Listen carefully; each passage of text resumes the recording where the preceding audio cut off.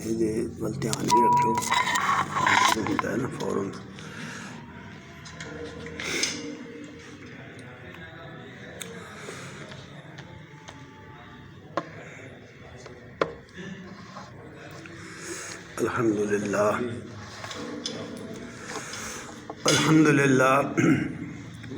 الحمد للہ وکفا وسلام علی عبادہ الذین اصطفیٰ والصلاة والسلام علی من لا نبی بعدہ وعلی آلہ وصحبہ ومن نحا نحوہ.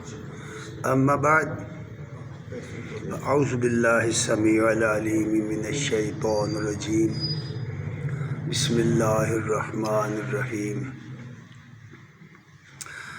من ذا الذی یقرض اللہ قرضا حسنا فیضاعفہ لہ ولہ اجر کریم.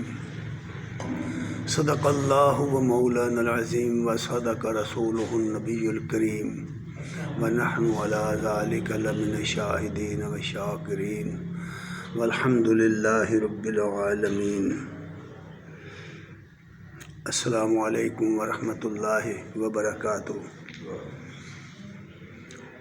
ہر قسم کی حمد و ثنا کے لائق اللہ جل شانہ کی ذات عظیم ہے، اور بے بہا درود و سلام محمد الرسول اللہ صلی اللہ علیہ وآلہ وسلم پر اور آپ کے آل اور اصحاب پر. حضرات گرامی قدر، دنیا میں انسانی معاشرے کی مختلف اقسام پائی جاتی ہیں. ان کے اندر مختلف قدریں ہیں. مذہبی قدریں پائی جاتی ہیں، اخلاقی قدریں پائی جاتی ہیں، سیاسی قدریں پائی جاتی ہیں، لین دین کے معاملات، رشتہ و ازواج کے تعلقات، بے شمار یہ ساری چیزیں ہیں، معاشرتی زندگی کے حصے ہیں.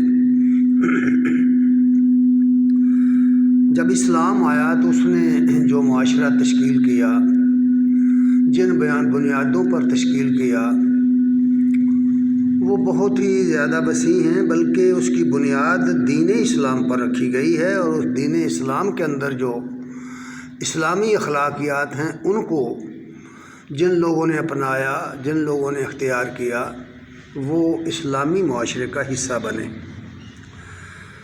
اسلامی معاشرہ دنیا کے انسانوں کی ایک اہم ضرورت ہے. لیکن کیا کیا جائے کہ اس زمانے میں ہمارے سامنے وہ اسلامی معاشرہ جس کو ایک سمبل کے طور پر، ایک نمونے کے طور پر پیش کر کے کیا گیا تھا، وہ آج کل نہیں ہے.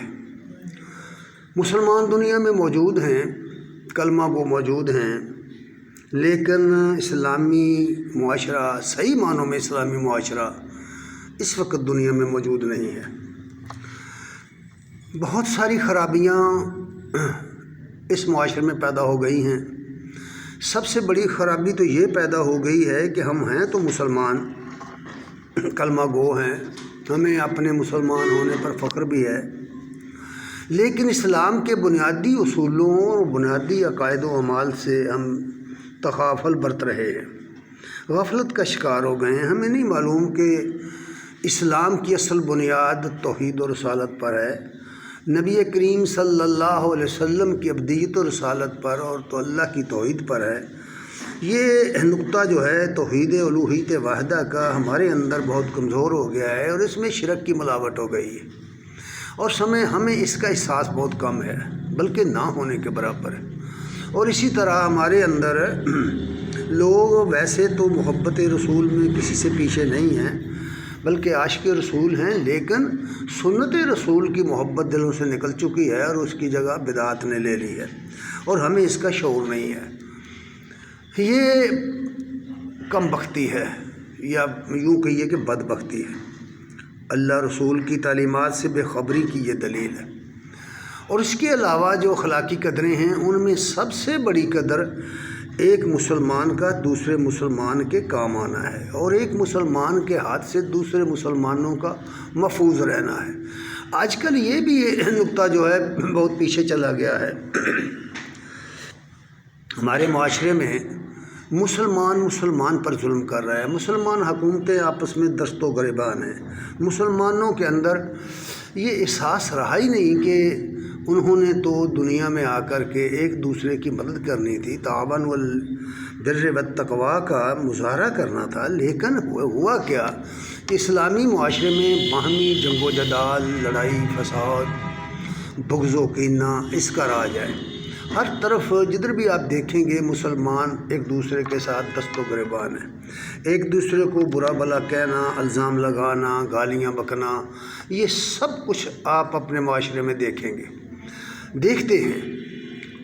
اس کی وجہ کیا ہے؟ اس کی وجہ میرا خیال ہے اس کے سوا کچھ نہیں کہ ہمیں دین کا شعور نہیں رہا، اسلام کی جو اصل تعلیم ہے اس کا ہمیں کوئی شعور نہیں رہا۔ اگر کہیں کسی کے پاس وہ چیز ہے بھی تو وہی اس معاشرے کے غالب رنگ میں رنگا گیا ہے۔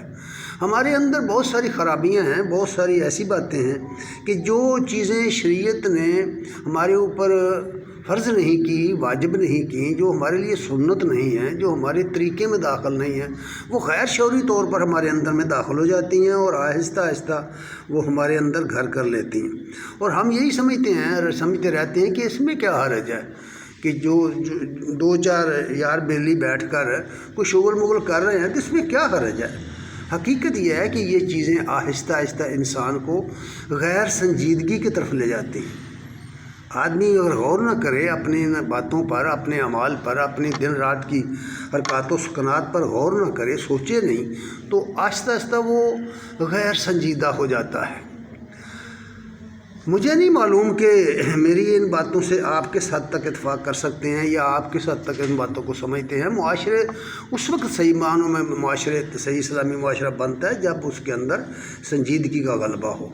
اسلام مزاح سے روکتا نہیں، اسلام ایک دوسرے کے ساتھ ایسی باتوں سے نہیں روکتا کہ بعض اوقات آدمی کو شغل کرے، کوئی کھیل کر لے، تو اس میں ایسے کھیل جو شریعت کے خلاف نہ ہوں، جن میں بے حیائی نہ ہو، جن میں بے پردگی نہ ہو، تو اسلام منع نہیں کرتا، اسلام نے اس کی اجازت دی ہوئی ہے، لیکن یہ چیزیں آہستہ آہستہ آدمی کو غیر سنجیدہ بنا دیتی ہیں، یہ تجربے سے بات ثابت ہے۔ اچھا، سب سے بڑی قدر جو مقرر کی گئی وہ میں نے عرض کر دیا نا کہ حدیث میں ہے کہ مسلمان وہ ہے، جب آپ صلی اللہ علیہ وسلم سے پوچھا گیا، مسلمان کی تعریف پوچھی گئی تو فرمایا مسلمان وہ ہے جس کے ہاتھ اور زبان سے دوسرے مسلمان کو تکلیف نہ پہنچے۔ لیکن ہمارے جو اعمال ہیں یا ہماری جو زبان ہے، جو ہماری گفتگو ہے، جو دن رات ہم سنتے ہیں، یہ خاص کر یہ جو میڈیا پر سن رہے ہیں، جس طرح ایک دوسرے کے بڑے دیگر لوگوں کو، عوام کو چھوڑ دیجئے، اہل علم کو پر غور کریں تو وہ بھی ایک دوسرے کو گالیاں دیتے نظر آتے ہیں، ایک دوسرے پر لعنتیں کرتے نظر آتے ہیں، سنجیدگی کے ساتھ ایک دوسرے کے سوالوں کا جواب دینا ایسا نظر نہیں آتا۔ یہ کیوں سب کچھ ہو گیا ہے کہ دراصل اخلاقیات سے ہم لوگ عاری ہوتے چلے جا رہے ہیں۔ اس قدر کے تحت کہ اسلام کے اندر نبی صلی اللہ علیہ وسلم سے جس طرح یہ بات منسوب ہے کہ مسلمان وہ ہے جس کی زبان اور ہاتھ سے دوسرے کو تکلیف نہ پہنچے، اسی طرح آپ سے یہ بات بھی منقول ہے کہ آپ نے فرمایا مسلمان حقیقت میں وہ ہے جو کچھ وہ خود اپنے لیے چاہتا ہے وہی اپنے بھائی کے لیے چاہے۔ یقین مانیے یہ ایسی بات ہے اور ایسا پیمانہ مقرر کر دیا گیا ہے کہ اگر کوئی شخص اس کو اپنا لے تو مسائل حل ہو سکتے ہیں۔ یہ معاشرے کے اندر جتنی خرابیاں ہیں، جتنی نفرت ہے، جتنی دھنگا مشتی چل رہی ہے نا، یہ سب ختم ہو سکتی ہے۔ میں نہیں چاہتا کہ مجھے کوئی گالی دے، اگر ایسا ہی ہے تو مجھے اس کی پابندی کرنی پڑے گی کہ میں کسی کو گالی نہ دوں۔ میں نہیں چاہتا کہ کوئی مجھ پر الزام لگائے، تو اس طرح اگر میں یہ چاہتا ہوں تو پھر مجھے بھی کسی پر الزام نہیں لگانا چاہیے، وغیرہ وغیرہ۔ تو نبی کریم صلی اللہ علیہ وسلم نے مسلمان معاشرے کو جس دنیا میں آپ مبعوث ہوئے تھے، جن لوگوں میں، جس معاشرے میں، ان کے حالات پڑھنے سے معلوم ہوتا ہے کہ سب سے زیادہ جو چیز ان لوگوں کے لیے تکلیف دہ تھی وہ غربت تھی، وہ معاشی کمزوریاں تھیں۔ عرب کے حالات میں ہمیں نظر آتا ہے کہ بالکل چند لوگ کوئی اچھا کھانا کھاتے تھے۔ نبی کریم صلی اللہ علیہ وسلم جس زمانے میں مبعوث ہوئے ہیں اس زمانے میں 6 درم کی ایک روٹی تھی گندم کی، اتنی مہنگائی تھی، کوئی نہیں لے کر. عام طور پر لوگ کھجوریں کھا کر، اونٹنیوں کے دودھ پی کر، بعض لوگ کھجوروں کی گٹھلیاں کوٹ کر اس کی روٹی بنا کر کھاتے تھے. اتنی غربت تھی، بھوکے رہتے تھے کئی کئی دن. اور یہ جو اسلام میں بار بار بھوکوں کو کھانا کھلانے کی تلقین کی گئی ہے، اس کی یہی وجہ ہے. اور دوسری یہ تھی خرابی کہ جتنے یتیم تھے ان کا مال لوگ ہڑپ کر جاتے تھے، کسی کو کوئی پرواہ نہیں تھی. قرآن مجید میں بڑی تفصیل سے ان چیزوں کو بیان کیا گیا ہے. تو ان حالات میں کہ جس معاشرے کے اندر غربت زیادہ ہو، غریبوں کی تعداد زیادہ ہو، معاشی حالت اچھی نہ ہو، وہاں جو حکم دیا گیا وہ بنیادی تھا، ایک دوسرے کے کام آنا. خصوصی طور پر ذرا ایک موضوع دیکھیے کہ یہ جو لوگ ایک دوسرے سے قرض لیتے ہیں، قرض کا لینا دینا، اس کی بہت ساری قسمیں ہیں. قرض سود پر بھی چلتا ہے، قرض کاروبار کے لیے بھی ہوتا ہے، قرض ضروریات زندگی کے لیے بھی ہوتا ہے، قرض بعض اوقات بنیادی ضرورتوں کو پورا کرنے کے لیے بھی لینا پڑ جاتا ہے. اور یہ جو شعبہ تھا اس میں پھر اٹھایا گیا ہے، اس میں جو چیز بنیاد بنا کے رکھی گئی اس کو قرض حسنہ کہا گیا ہے کہ کسی بھی اپنے بھائی کو قرض حسنہ دو. یہ قرض حسنہ جو تم اپنے کسی مسلمان بھائی کو دے رہے ہو، اس کے جو آداب مقرر کیے گئے، شرائط مقرر کیے، وہ ہم قرآن سے بیان کریں. قرآن مجید میں ان کو دیکھیے گا تو فرمایا یہ گیا ہے کہ دراصل یہ قرض حسنہ تو تم اللہ کو دے رہے ہو، اللہ کو دیتے ہو. جب تم کسی بندے کی مدد کرتے ہو تو تم دراصل عیال خلق اللہ کی مدد کرتے ہو، اللہ تعالیٰ کے عیال کی مدد کرتے ہو. اس لیے قرآن میں بڑی صاف بات کہی گئی. یہ سورہ الحدید کی آیت نمبر 11 ہے. سورہ الحدید کا مطالعہ ضرور کریں، جائیں اپنے گھروں میں ضرور مطالعہ کریں سورہ الحدید. اس کے اندر بہت ہی معاشرے کے اندر جو خرابیاں تھیں ان کو دور کرنے کے لیے، اور جو مال کے ساتھ بندوں کی ہرس ہے، جو طمع ہے، جو لالچ ہے، اس کا علاج کیا گیا ہے. بڑی وضاحت کے ساتھ یہ باتیں بیان کی گئی ہیں. وہ ساری باتیں تو بیان نہیں یہاں ہو سکتی. تو یہاں کہا گیا ہے، پیچھے اس کے پورا مضمون آیا ہے کہ بھئی کیا وجہ ہے کہ مسلمانوں تم اللہ کی راہ میں خرچ نہیں کرتے، فی سبیل اللہ خرچ نہیں کرتے. پھر آخر میں یہ بات فرمائی گئی ہے کہ من ذا الذی یقرض اللہ قرضا حسنا، تم میں سے وہ کون ہے جو اللہ تعالیٰ کو قرض حسنہ دے. قرض حسنہ، قرض حسنہ وہ ہوتا ہے جس کے پیچھے نہ تو ریا ہو، دخلاوا ہو، نہ اس کے پیچھے جس کو قرض مقروض کا دل جلانے کے لیے تان ہو، نہ اس کو تانے مہینے دیے جائیں، نہ اس سے کوئی فائدہ اٹھایا جائے، نہ وہ قرض سود پر ہو، نہ اس سے کوئی اور فائدہ اٹھایا جائے.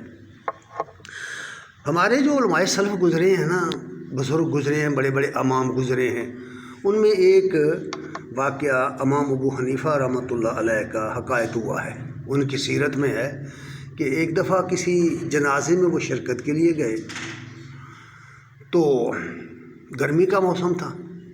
سب لوگ گرمی سے بچنے کے لیے دیوار کے سائے تلے چلے گئے، دیوار کے نیچے چلے گئے، سائے میں چلے گئے. لیکن عوام سب دھوپ میں کھڑے رہے. کسی نے آگے بڑھ کر عرض کیا، یا شیخ آپ بھی سائے میں ہو جائیں.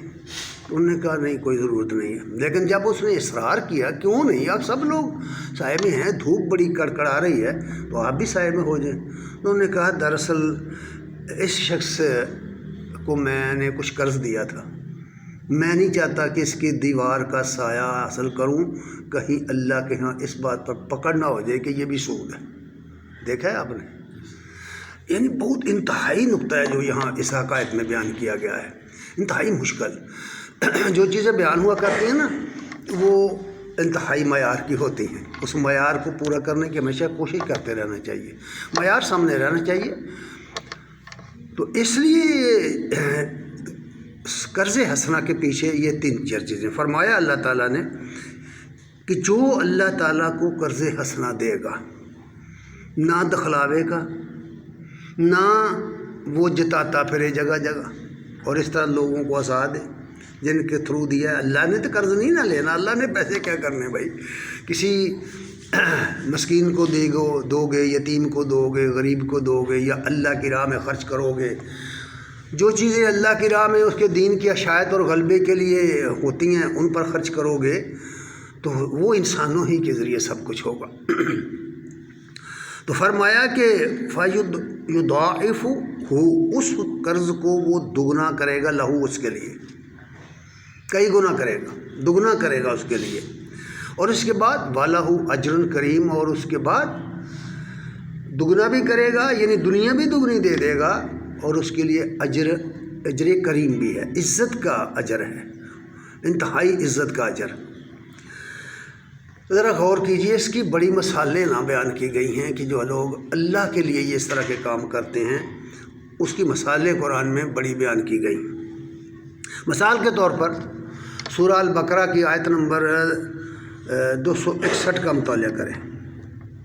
فرمایا مثل الذین ينفقون اموالهم فی سبیل اللہ کمثل حبۃ۔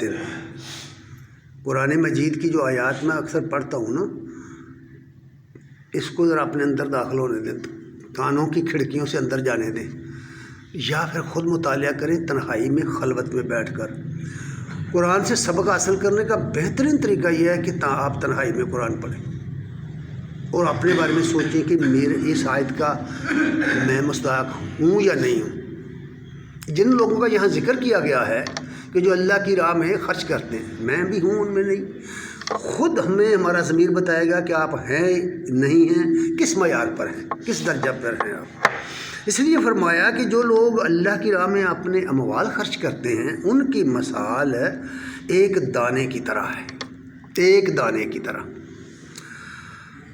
انبتت سبع سنابل فی کل سنبلۃ مئۃ حبہ۔ یہ ہمارے سامنے پریکٹیکل موجود ہے اس چیز کا۔ جو لوگ زمیندارہ کرتے ہیں، فصلیں بوتے ہیں نا، وہ اس بات کو جانتے ہیں۔ گنتی کر کے دیکھیں گے تو آپ شمار نہیں کر پائیں گے۔ اگر کوئی زمیندار 1 من گندم بیج ڈالتا ہے تو کتنے من گندم نکالتا ہے، فرمائیے۔ اور اس گندم کی پیداوار میں زمیندار کا کتنا حصہ ہے اور اللہ کا کتنا حصہ ہے، اللہ کا کتنا حصہ ہے۔ موسم اللہ کا ہے، ہوائیں اللہ کی ہیں، دھوپ اللہ کی ہے، بارش اللہ کی ہے، پانی اللہ کا، یہ ساری چیزیں تو اللہ کی ہیں۔ وہ چاہے تو نہ ہونے دے۔ یہ اس وقت آپ دیکھتے ہیں نا موسم کیسا ہے، اگر یہ مسلسل اسی طرح رہے تو فصلوں کا کیا حال ہو جائے گا۔ تو کتنا حصہ ہے اللہ کا۔ تو اس لیے فرمایا کہ ایک دانہ اس پر 7 بالیاں اٹھتی ہیں، 7 پودے کی 7 شاخیں بنتی ہیں ایک دانے پر، اور ہر شاخ کے اندر، ہر اس کے ایک سٹے کے اندر 100 دانہ ہوتا ہے۔ گویا اللہ 100 گنا دے رہا ہے، ایک دانہ دو گے اللہ 100 دانہ دے گا۔ یہ پریکٹیکل ہمارے سامنے اس کی مثالیں موجود ہیں۔ اچھا، اس کے بعد فرمایا واللہ یضاعف لمن یشاء، جس کے لیے وہ چاہے اس سے بھی زیادہ کر دے، وہ اس سے بھی زیادہ کر دے سکتا ہے، اس کی یہ قدرت ہے۔ واللہ واسع علیم، وہ بڑی وسعت والا، علم والا ہے۔ اس مثال میں یہ بات ہمارے سامنے رکھی گئی ہے کہ اگر یہ مثال تمہیں اس پر یقین آ جائے، تمہارا ایمان اس پر بن جائے، تو تمہیں 1 روپیہ، 100 روپیہ، 1000 روپیہ، 1,00,000 روپیہ اللہ کی راہ میں خرچ کرتے ہوئے گھبراہٹ بالکل نہیں ہوگی۔ تمہارا یقین ہوگا کہ مجھے اللہ دے گا۔ اس یقین کے ساتھ صحابہ کرام رضوان اللہ علیہم اجمعین کام کرتے تھے، اس یقین کے ساتھ۔ تب جا کر کے اللہ تعالیٰ نے ان کے لیے رضی اللہ عنہم ورضوا عنہ کا اعلان فرمایا ہے، اور ہمیشہ کی جنتوں کا اعلان فرمایا۔ یقین کا نتیجہ تھا بھائی، یقین کے ساتھ یہ چیزیں ہوتی ہیں۔ یہ تو اس میں مثال دے کر سمجھایا کہ تمہارے اللہ کی راہ میں خرچ کرنے کی مثال کیا ہے، اللہ تعالیٰ تمہیں کس طرح دگنا چگنا کر کے دیتا ہے۔ اس کے بعد پھر سورہ بقرہ ہی کی آیت نمبر 162 اور 165، 262 265 کو دیکھیے گا، پھر آگے بڑھیے، اس کو پڑھیے، دیکھیے اللہ تعالیٰ کیا فرما رہے ہیں۔ اس کے پھر آداب بیان کیے ہیں، آداب، قرض حسنہ کے آداب بیان کیے ہیں۔ قرض حسنہ وہ ہوتا ہے جس پر لالچ نہ ہو، کسی غریب کی مدد کے لیے دیا جائے اور تنگ نہ کیا جائے، اسے وسعت دی جائے۔ قرض حسنہ ایک بہت بڑا عمل ہے، اس زمانے میں وہ ختم ہو گیا ہے، اور اس کی کئی وجوہات ہیں۔ خاص کر شاید یہ وجہ بھی ہے کہ جس کو قرض دیں گے اس نے کبھی لوٹانا ہی نہیں۔ اخلاقیات سے ہماری معاشرے میں ایسا ہی ہوتا ہے، تو یہ ایک بہت بڑی خرابی ہے۔ اسلامی معاشرے میں یہ ایسا نہیں ہے۔ اسلامی معاشرہ یہ ہے کہ جو شخص وعدہ کرے اسے پورا کرے، ورنہ رسول اللہ صلی اللہ علیہ وسلم نے فرمایا جو وعدہ نہ پورا کرے وہ تو منافق ہے۔ یہ تو آپ نے حدیثیں سنی ہیں اس طرح کی۔ اچھا، اس آیت میں فرمایا الذین ینفقون اموالہم فی سبیل اللہ، جو لوگ اللہ کی راہ میں اپنے مال خرچ کرتے ہیں، ذرا غور سے سنو، ثم لا یتبعون ما انفقوا، اور جو کچھ وہ خرچ کرتے ہیں، پھر جو کچھ وہ خرچ کرتے ہیں اس پر نہ تو احسان جلاتے ہیں، لا یتبعون ما انفقوا امنا بلا اذن، نہ تو احسان جتاتے نہ ہی دکھ دیتے۔ دکھ تو یہ ہے نا کہ جہاں بیٹھے وہاں بس یہ سٹوری چھیڑ دی کہ میں نے اس کو اتنے پیسے دیے، میں نے اس کو اتنے پیسے دیے، فلاں کو میں نے یہ دیا تھا، فلاں کو میں نے یہ دیا تھا، فلاں کام میں نے یہ کیا تھا، فلاں نیکی میں نے یوں کی تھی۔ تو جس کے ذریعے کیا اس کو بدنام کرنا پورے معاشرے میں یہ عزا ہے۔ یا اس کے سامنے کئی مرتبہ ایسا ہوتا ہے کہ لوگ پیسے دے دیتے ہیں بھائی، لیکن وہ اس طرح دیتے ہیں کہ چلے یہ غریب ہے اس سے کبھی کام لے لیں گے، پھر کبھی اسے کام کہا نا کہ میرا فلاں کام کو اس نے نہیں کیا تو بس پھر شروع ہو گئے کہ کتنا بے فیض انسان ہے، میں نے اس کو اتنے پیسے دیے، میں نے اس کو یہ کیا، میں نے اس سے یہ کیا اور یہ میرا کام ہی نہیں کرتا۔ تو تمہیں کس نے کہا ہے کہ تم نے خدا کے لیے دیے ہیں یہ فائدہ اٹھانے کے لیے؟ اللہ کے لیے جو کام کیے جائیں ان کا ذکر نہیں ہوتا، ان کا نہ کسی پر احسان ہوتا ہے نہ اس کی عزا۔ قرض حسنہ کے پیچھے دونوں باتیں ہیں کہ اگر احسان جتایا، اگر دکھ دیا تو یہ قرض حسنہ نہیں ہے، اس کا کوئی اجر پھر نہیں ہے۔ اور پھر ساتھ ہی یہ بھی کہا لہم اجرہم عند ربہم، جو لوگ نہ احسان جتاتے ہیں نہ دکھ دیتے ہیں قرض دینے کے بعد، ان کے رب کے ہاں ان کا اجر بہت بڑا ہے۔ یہاں پہنچ کر ایک بہت اہم بات کہی گئی ہے، معاملات زندگی میں خصوصی طور پر جو مالی معاملات ہوتے ہیں، مال کا لین دین ہوتا ہے، یہ آدمی کے دل کو تشویش میں مبتلا کرتا ہے، شک میں مبتلا کرتا ہے، خوف میں مبتلا کرتا ہے۔ اگر میں یہ کہوں کہ یہ جو دن رات ہم بھاگے پھرتے ہیں نا روزی کے پیچھے، تحت شعور میں خوف ہے، بھوکے مرنے کا خوف۔ بھائی کل کمائی نہ بنی، دیہڑی نہ کمائی تو رات کو کھائیں گے کیا؟ پیسے نہ گھر میں ہوئے تو ضروریات زندگی کہاں سے پوری کریں گے؟ یہ خوف ہے جس کو ہم شاید نہیں سمجھتے، لیکن نفسیاتی طور پر یہ خوف ہے جو ہمیں دوڑا رہا ہے، ہمیں اس کا شعور ہو یا نہ ہو۔ اس لیے اسی طرح جو چیز ہمارے ہاتھ سے ہم دیتے ہیں پھر اس کا حساب کرتے ہیں کہ یار میں نے اتنے پیسے دے دیے اللہ کی راہ میں، اگلے مہینے پھر دے دیے، اگلے مہینے پھر دے دیے، سال کے بعد حساب کیا، دل جو بینچ گیا، اتنے پیسے اللہ کی راہ میں چلے گئے، یہ میرے پاس ہوتے تو میرا بینک بیلنس اتنا ہوتا۔ آدمی سوچتا ہے اتنا یوں میں، اس کو حزن کہتے ہیں۔ دو بیماریاں ہیں جو انسان کو اس راستے سے روک دیتی ہیں، ایک غربت کا خوف، قرآن میں یہ بات کہی گئی ہے کہ شیطان تمہیں غربت کا خوف دلاتا ہے، فقیری کا، محتاجی کا خوف دلاتا ہے، اور وہ تمہیں سمجھاتا ہے کہ پیسہ خرچ مت کرو ورنہ بھوکے مر جاؤ گے، اپنی جیب میں سنبھال کے رکھو۔ اور اللہ تعالیٰ فرماتے ہیں کہ اللہ تمہیں اپنے فضل کی امید دلاتا ہے، اللہ تعالیٰ اپنے فضل کی امید دلاتا ہے۔ اور اسی طرح خوف کے بعد حزن، بہت غم لگ گیا، ہاتھ سے کوئی شاید نکل گئی، پیسے دے بیٹھے، خرچہ کر بیٹھے، اللہ کی راہ میں جہاد میں خرچہ کیا۔ اس زمانے میں بھی یہ چیزیں تھیں نا، تو اس وقت فرمایا نہیں، جو لوگ اللہ کے لیے فی سبیل اللہ خرچ کرتے ہیں نا، کوئی بھی کام کرتے ہیں اللہ کے لیے، تو نہ تو احسان جتاتے ہیں نہ ہی دکھ دیتے ہیں۔ تو وہ لوگ ہیں جن کے بارے میں لا خوف علیہم ولا هم یحزنون، یہ وہ لوگ، یہ تو مقام ولایت ہے میرے بھائی، تم کیا سوچ رہے ہو؟ مقام ولایت، اس سے اونچا کوئی مقام ہی نہیں ہے کہ آدمی کے اندر خوف نہ ہو، آدمی کے اندر حزن نہ ہو۔ قرآن میں بار بار کیا آگا، لا تاسوا ولا ما فاتکم، جو چیز ہاتھ سے نکل گئی ہے اس پر افسوس کیوں کرتے ہو؟ اللہ نے تمہیں دی تھی، اللہ تمہیں سے لے گیا ہے۔ اس طرح کے کئی واقعات بھی ہیں، بڑے بڑے عجیب و غریب واقعات ہیں صحابہ کی زندگی میں، یقین مانیے۔ ایک صحابیہ کا واقعہ ہے کہ ان کے شوہر باہر جہاد میں گئے ہوئے تھے، کچھ دیر کے بعد گھر آئے، ایک بچہ تھا ان کا، وہ بچہ فوت ہو گیا۔ جب وہ گھر آئے اس وقت فوت ہو گیا۔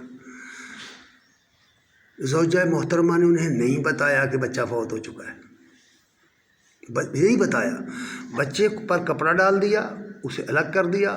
جب وہ گھر آئے ان کی خدمت کی، ان کو کھانا وانا دیا، ان کو پانی دیا، ان کو سب کچھ جو خدمت ان کی چاہیے تھی کی، کرنے کے بعد تسلی کے ساتھ جب بیٹھے پھر بتایا کہ وہ بچہ تو فوت ہو گیا۔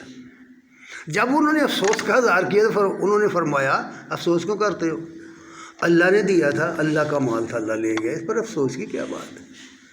قرآن میں آیتیں نازل ہوئی ہیں اس طرح کی، پھر کہ ایسے لوگ جنہوں نے اللہ رسول کی راہ کو تسلیم کر لیا تھا، مان لیا تھا اور اسی کے ہو گئے تھے، اس کے مطابق پھر ان کے اعمال بن گئے تھے، وہ اس طرح کے کام کرتے تھے۔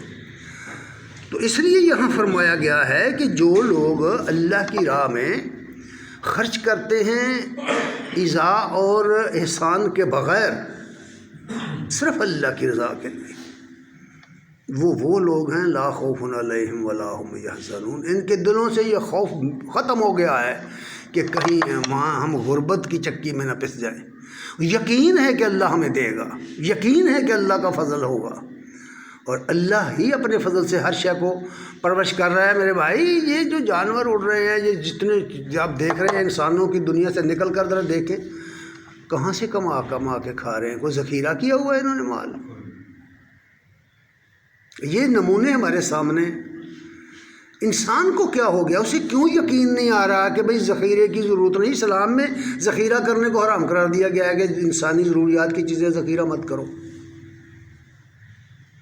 اس کا مطلب یہ ہے کہ جب کوئی شخص اس مقام پر پہنچ گیا کہ نہیں اللہ مددگار ہے، وہ اللہ سے مانگے اور اللہ اس کے لیے اسباب پیدا کرے، اس کے منافع کے لیے اسباب پیدا کرے گا، اس کی دولت کو بڑھانے کے لیے اسباب پیدا کرے گا، اور جو چیز ہاتھ سے نکل گئی اس پر غم مت کرو، وہ تمہاری نہیں تھی۔ اگر تم نے اپنے ہاتھوں دی ہے تو پھر تو بالکل ہی غم نہ کرو، تم نے اچھا کام کیا ہے۔ نبی کریم صلی اللہ علیہ وسلم کی ایک اور حدیث میں ہے جس کا مفہوم یہ ہے، کسی نے پوچھا کہ میں خرائط کب کروں، صدقہ کب کروں؟ فرمایا صدقہ اس وقت کر جب تجھے خود مال کی ضرورت ہو، جب تو مال کے ساتھ مال کما سکتا ہو اس وقت صدقہ کر، اور جب وہ وقت گزر گیا اور تیری روح حلق میں آ گئی، تیری جان حلق میں آ گئی، تو پھر تو کہے گا کہ اتنا فلاں کے دے دو، اتنا فلاں کے دو۔ اب کہے یا نہ کہے، اب یہ تو مال فلاں کا ہے، تیرا تو ہے ہی نہیں۔ اور یہ دن رات کے مناظر ہم اپنی آنکھوں سے دیکھ رہے ہیں اپنے معاشرے میں، کس طرح موت کی کارمان لیے جا رہی ہے اور کس طرح انسان جا رہے ہیں۔ کتنا مال جمع کیا، اربوں خربوں روپے جمع کیے بھائی، اربوں خربوں روپے، پھر اللہ تعالیٰ کی پکڑ آئی تو سب کچھ چھوڑ چھاڑ کر بھاگنا پڑ گیا۔ یہ ہوتا نہیں، پھر عدالتوں میں آئے۔ وہ کہتے تھے جو کہ میرا ایک اشارہ تمہارے لیے قتل کرنے کے لیے کافی ہے، اپنی آنکھوں سے دیکھا کہ وہ تختہ دار پہ چڑھ گیا۔ یہ نظارے ہمارے سامنے ہیں، ہم نے آنکھوں سے دیکھے ہیں، ہمیں سمجھ نہیں آ رہی کیوں؟ ہمارے اندر دراصل وہ تقویٰ نہیں ہے، وہ خوف نہیں، وہ ایمان نہیں ہے، جس سے نا چیزیں، جس سے انسانی کردار جو ہے نا اعمال کے کالم میں ڈھلتا ہے، وہ ہے نہیں اصل میں، سوچ نہیں، ہماری فکر نہیں، اس طرح نہیں۔ ہم متاثر ہوتے ہیں باہر معاشرے سے، معاشرے کی لہو و لعب سے متاثر ہو جاتے ہیں۔ اس لیے فرمایا لا خوف علیہم ولا هم یحزنون۔ اچھا پھر فرمایا کہ اگر اصول بیان کیا ہے نا کہ اگر ایک آدمی آپ سے مدد کا خواہاں ہے، وہ آپ سے قرض مانگ رہا ہے، یا ویسے آپ سے بھوکا مر رہا ہے، آپ سے مدد مانگ رہا ہے؟ پھر یہ جو ہمارے ہاں بھیک مانگ رہے ہیں لوگ، یہ بھی دیکھ لیجئے، یہ وہ لوگ نہیں ہیں جو اسلام کا زمانہ تھا اس میں تھے۔ اسلامی معاشرے میں بھیک مانگنا منع ہے۔ حکومت ذمہ دار ہے ان لوگوں کی جو واقعی محتاج ہیں، ان کی حکومت ذمہ دار ہے، معاشرہ ذمہ دار ہے ان کا، بھیک نہیں مانگی جائے گی۔ لیکن جو مدد کے لیے آئے اور ہاتھ پھیلائے تو نہیں دے سکتے۔ جب ہم دیکھتے ہیں نا اپنی آنکھوں سے کہ مانگنے والا آتا ہے، یہ بھی معاشرے کا ایک مشاہداتی عمل ہے۔ مانگنے والے چلتے پھرتے ہیں، آپ نہیں دینا چاہتے، نہ دیں۔ آپ دینے کی پوزیشن میں نہیں ہیں، نہ دیں۔ لیکن اسے برا بھلا کہنے کا حق کہاں سے مل گیا آپ کو؟ قرآن کہتا ہے قول معروف، بھائی ان سے کہہ دو کہ معاف کرو۔ قول معروف، اچھی بات کرو، معروف بات کرو، ان سے جھڑکی مت دو۔ اللہ تعالیٰ نے سائل کو جھڑکنے سے منع کیا ہوا، اما السائل فلا تنہر، جہاں تک سائل کا تعلق ہے اسے مت جھڑک، منع کیا ہوا ہے۔ وہ اس کا فعل ہے، اگر وہ نجائز کر رہا ہے، اگر وہ دھوکے باز ہے تو پالے گا اپنے رب سے، تیری ذمہ داری نہیں ہے۔ اس لیے فرمایا کہ قول معروف ومغفرۃ، اور بخشش مانگ لینا، بھائی معاف کر دے، خیر من صدقہ یتبعھا اذن، ایسے صدقے سے یہ قول بہتر ہے جس کے پیچھے ایذا اور احسان ہو۔ قرآن مجید کا یہ حصہ کبھی آپ نے پڑھا، کبھی غور کیا اس پر کہ یہ ہمارے معاشرے کے کسی اہم حصے کو بیان کر رہا ہے، اور دن رات ہم معاشرے کے اندر کیا کرتے ہیں، کیا دیکھتے ہیں۔ اس لیے فرمایا کہ بھئی کسی مانگنے والے کو مت سخت الفاظ بولو، معاف کر دو، معافی دے دو، یہ کہو، کیونکہ یہ معافی مانگ لینا، اچھی بات کہہ دینا ایسے صدقے سے بہتر ہے جس کے پیچھے عزا ہو اور جتلانا ہو، ڈھیٹ کرنا ہو۔ کسی کو پیسے دے دیے، کسی کو پیسے دے دیے۔ ایک دفعہ مجھے بات کی یاد آئی کہ میں ایک بہت امیر آدمی کے پاس بیٹھا ہوا تھا، 6 مربع اس کی زمین تھی، ملیں تھیں، کاریں تھیں، کوٹھیاں تھیں، کارخانے۔ تو میں بھی اس کارخانے میں بیٹھا تھا، تو ایک مانگنے والا آیا، اس نے کہا حاجی صاحب میری مدد کر دیجئے۔ تو حاجی صاحب نے کہا ہٹے کٹے ہو کیا ہے تمہیں، کما نہیں سکتے، کام کرو۔ تو اس نے کہا حاجی صاحب یہ بھی تو کام ہی ہے، آپ کر کے دکھا دیں۔ سمجھ آئیے بات؟ بھائی وہ جیسا ہے اسے چھوڑو، اس کا معاملہ اس کے رب کے ساتھ ہے، تم جو دے سکتے ہو دے دو، ورنہ قول معروف کہو، معافی مانگو۔ قرآن کی تربیت یہ ہے۔ اچھا اس کے بعد آگے بڑھو، واللہ غنی حلیم، 2 باتیں کمال کی یہاں کہی، کیونکہ جب معاملہ دوسرے کے ساتھ چلتا ہو، کسی آدمی کے ساتھ معاملہ پڑے، اس وقت پتہ چلتا ہے کہ یہ بندہ بردبار کتنا ہے۔ تمہارے مخالف خیال کا آدمی تمہارے سامنے ہو اور وہ تمہیں برا بھلا بھی کہہ رہا ہو، اب جوابی کارروائی تم کیا کرتے ہو؟ اگر تحمل اور بردباری کا مظاہرہ کیا تو اچھے لوگ ہو، یہ خدائی صفت ہے، اور اگر ترکی بد ترکی جواب دیا تو تمہارے اور ان کے درمیان کوئی فرق نہیں ہے۔ اسلام اس بات کی، قرآن یہی کہہ رہا ہے کہ اللہ بردبار ہے، اللہ جو کچھ بندہ کرتا ہے نا، اللہ اس طرح کا جواب نہیں دیتا، جو اس طرح کا جواب دے تو بندہ نہیں رہ سکتا، اللہ کا عذاب آئے نہیں۔ وہ حلیم ہے، وہ بردبار ہے، وہ برداشت کرنے والا ہے، اس نے ایک ٹائم مقرر کیا ہوا ہے، ایک وقت مقرر کیا ہوا ہے۔ ساتھ ہی کہا کہ وہ غنی ہے، غنی یون۔ ایک دفعہ پوچھا گیا کہ غنی کس کو کہتے ہیں؟ جواب دیا گیا کہ ہمارے نزدیک غنی وہ ہے جس کے پاس بڑی مال و دولت ہو، بڑے پیسے ہو۔ فرمایا نو، غنی وہ ہے جس کا دل غنی ہے، غنی وہ ہے جس کا دل غنی ہے۔ جو کنجوس مکھی چوس آدمی ہے وہ غنی کہاں ہو؟ پیسے سے غنی کون ہوتا ہے؟ داد و دہش سے، عنایت سے غنی ہوتا ہے آدمی، اللہ کی راہ میں خرچ کرنے سے غنی ہوتا ہے آدمی۔ جو دولت کا پجاری ہے وہ سام پر کر اس بیٹھتا ہے، وہ تو دن رات اسے گن کر رکھتا ہے۔ اس قرآن مجید میں ساری باتیں بیان کی گئی ہیں، اور عرب معاشرے کی تصویر کھینچی، 30واں پارہ پڑھ کے دیکھو، پورا پارہ سب صورتیں پڑھو، اس میں عرب معاشرے کی تصویر کھینچی گئی ہے اور مسلمان معاشرے کو بتایا گیا کس طرح کا معاشرہ بننا ہے، یہ بات بتائی گئی ہے۔ پھر فرمایا صدقے کا اجر کتنا ہے، صدقے کا اجر، یا ایھا الذین آمنوا، جو چیز صدقے کو برباد کر دیتی ہے، بھائی یہ بہت خطرناک بات ہے نا۔ ہم قربانیاں کرتے ہیں، قربانی کے آداب اور شرائط اگر پورے نہیں کریں گے، مثال کے طور پر ایک آدمی 100 سال مسجد میں تو داخل نہیں ہوتا، نماز نہیں پڑھتا، فرض نماز نہیں پڑھتا، قربانی بڑی شاندار کرتا، تو تمہارا کیا خیال ہے، قبول ہو گئی؟ نو بھائی، بالکل نہیں۔ قربانی قبولیت کے لیے اللہ نے اعلان کیا قرآن میں بھی، یہ تو اللہ ان لوگوں کی قبول کرتا ہے جو اس کی نافرمانی سے بچنے والے، جو اس کے مقرر کردہ فرائض کو پورا کرتے ہیں۔ تو اس طرح اس سے آگے بڑھو، دیکھو فرمایا یا ایھا الذین آمنوا، اے لوگو جو ایمان لائے ہو، لا تبطلوا صدقاتکم بالمن والاذی، اور اپنے صدقات کو احسان جتا کر لوگوں کو دکھ دے کر باطل مت کرو، دیا دے لگایا سب کچھ غرق ہو جائے گا، کوئی فائدہ اس کو تمہیں نہیں ہونا، یہ سمجھا دیا گیا ہے اچھی طرح کہ باطل نہ کرو۔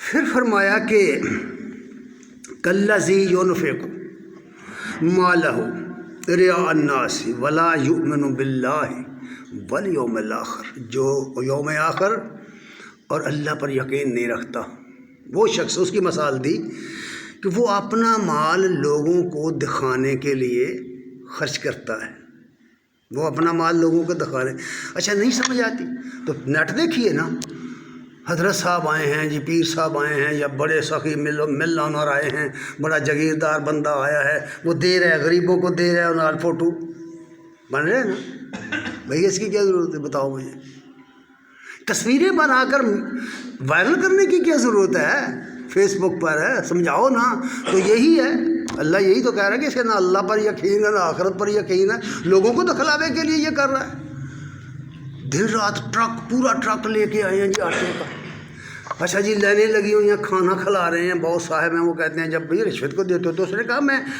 لنگر کھانے بھی تو کھولے ہوئے ہیں نا، تمہارے لنگر خانوں کی کوئی حقیقت نہیں جو وائرل ہو رہے ہیں، اللہ کہتا ہے دکھلانے کے لیے، اللہ نہیں قبول کرتا، دائیں ہاتھ سے دی ہے تو بائیں کو خبر نہ ہو، یہ ہے اللہ کی راہ میں اصل خرائط۔ پھر فرمایا اس کی مثال، اس کی مثال تھی اللہ کی راہ میں خرچ کرنے والا، اللہ تعالیٰ کی خوشنودی حاصل کرنے کے لیے خرچ کرنے والے کی مثال ہے 1 سے 700، پھر چلنا چاہے تو مزید۔ اب اس کی مثال کیا ہے، اس کی مثال ایسے ہے، فَمَثَلُهُ كَمَثَلِ صَفْوَانٍ عَلَيْهِ تُرَابٌ، اس کی مثال اس مثال کی مانند ہے کہ ایک پتھر ہے، اور پتھر کے اوپر خاک پڑی ہوئی ہے، مٹی پڑی ہوئی ہے، ذرا غور سے سنو اس مثال کو، بہت کمال کی مثال ہے، تصویر بنائی ہے اللہ کی ذات نے، مرضات اللہ کا فرمایا فَأَصَابَهُ وَابِلٌ، زوردار بارش آئی، موسلادھار بارش برسی، فَتَرَكَهُ صَلْدًا، تو پتھر دب کر صاف ہو گیا، وہ جو مٹی اس پر پڑی تھی نا وہ صاف ہو گئی، تو گویا ریا کے خرائط کرنے والا آدمی ایسا ہے کہ اس کا عمل نامہ اس طرح صاف ہو جائے گا، ریا کی قہر، ریا کی اندھیری چلے گی اور اس کا سب عمل نامہ صاف کر دے گی، کچھ حاصل اسے نہیں ہوگا۔ یہ مثال دی ہے کہ جس پر پتھر کے اوپر مٹی ہوتی ہے، بارش آتی ہے تو وہ دھپ کر صاف ہو جاتا ہے، اور پھر فرمایا لا یقدرون علی شیء اما کسبوا، جو کچھ ان لوگوں نے کمایا تھا یہ اس میں سے کچھ بھی نہیں پائے گا، جو اللہ کی راہ میں دیتے رہے کہ ایک ذرہ واپس انہیں اجر نہیں ملے گا ایسے شخص کو۔ تو یہ کتنا اہم معاملہ ہے کہ ہم جب کسی کو کچھ خرائط کرتے ہیں تو کر کے بھول جائیے بھائی، وہ جو مثل مشہور ہے نا کہ نیکی کرو اور کنویں میں ڈال دو، وہ ہے، بھول جاؤ، جتلاؤ مت، اعلان مت کرو، ورنہ یہ ضائع ہو جائے گی۔ اور پھر فرمایا واللہ لا یہدی القوم الکافرین، ان اصولوں کو نہ ماننے والوں کو اللہ سیدھی راہ نہیں دکھاتا، اللہ تعالیٰ اس کا انکار کرنے والوں کو، ان اصولوں کا انکار کرنے والوں کو ہدایت کی توفیق نہیں دیتا۔ اپنی عملی زندگی میں جو لوگ اس کو اپنائیں گے وہ ہدایت پائیں گے۔ اور دوسری مثال یہ دی کہ جو لوگ وَمَثَلُ الَّذِينَ يُنْفِقُونَ أَمْوَالَهُمُ ابْتِغَاءَ مَرْضَاتِ اللَّهِ وَتَثْبِيتًا مِّنْ أَنفُسِهِمْ، دو باتیں، ایک خیرات کرنا، دوسرا تثبیت قلب سے کرنا، پورے دل جمعی کے ساتھ، دل کے اثبات کے ساتھ، جمے ہوئے دل کے ساتھ، یقین کے ساتھ۔ مثال ان لوگوں کی جو اپنے مال اللہ کی خوشنودی حاصل کرنے کے لیے دل کی تثبیت کے ساتھ خرچ کرتے ہیں، دل کی تثبیت کے ساتھ، جمع ہوا ہے دل کس کا جر ہے، خرچ کرتے ہیں۔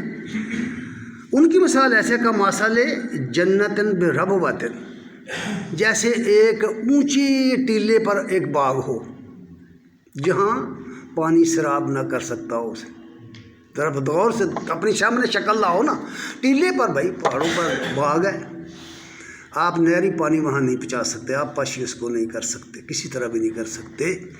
تو اس کی مثال دی کہ بربوۃ اصابہا وابل، صرف بارش برستی ہے اس پر، جب بارش ہوتی ہے تو آتت اکلہا ضعفین، تو وہ اپنا پھل دگنا لے کر آتا ہے۔